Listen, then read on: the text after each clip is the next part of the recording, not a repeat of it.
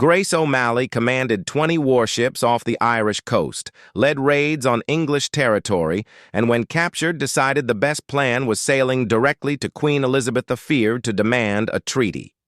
And got one. Most people have never heard this story. History buried it. Some deliberately, some by accident. But once you know what really happened, you'll understand why it stayed hidden for so long. This is the true story of the pirate queen who negotiated with Queen Elizabeth as an equal. To understand how any of this was possible, you have to understand the world at the time. The era was one of upheaval and change. A historical setting was not the place you might imagine it today. The circumstances that made this story possible had been building for years, maybe decades. The people involved weren't extraordinary, at least not at the start. They were ordinary people caught in extraordinary situations, and the situation they found themselves in was unlike anything recorded before or since. What nobody knew then, what makes this story so remarkable, is how it would end. The events that followed unfolded faster than anyone could control. Each decision, each reaction, each moment of hesitation set the stage for what came next. Those involved were operating without a complete picture of reality. They didn't know what we know now. They couldn't have.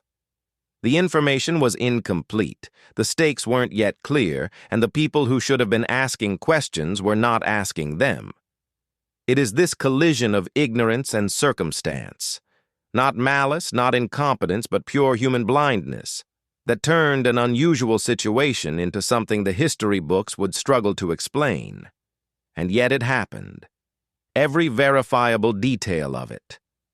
And then came the moment that changed everything. It's the kind of moment that history is made of, not the grand declarations or the signed treaties, but the single instant where reality pivots on a single decision, a single accident, a single act of either courage or madness.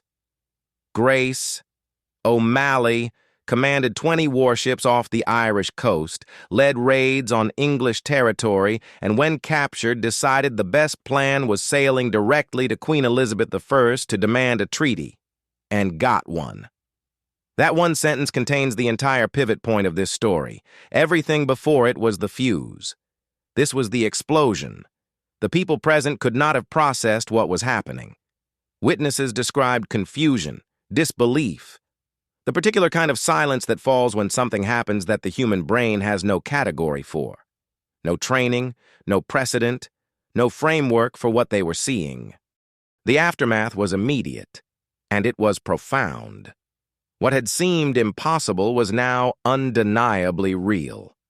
The people caught in the middle had to find a way to make sense of it, and most of them never fully did. The institutions involved scrambled to contain the fallout. Some information was classified, some was simply forgotten. For years, sometimes decades, the full truth of what happened remained buried. Not because it wasn't important, but because it was too strange, too inconvenient, too difficult to fit into any accepted version of events. It took time for the real story to surface. It always does.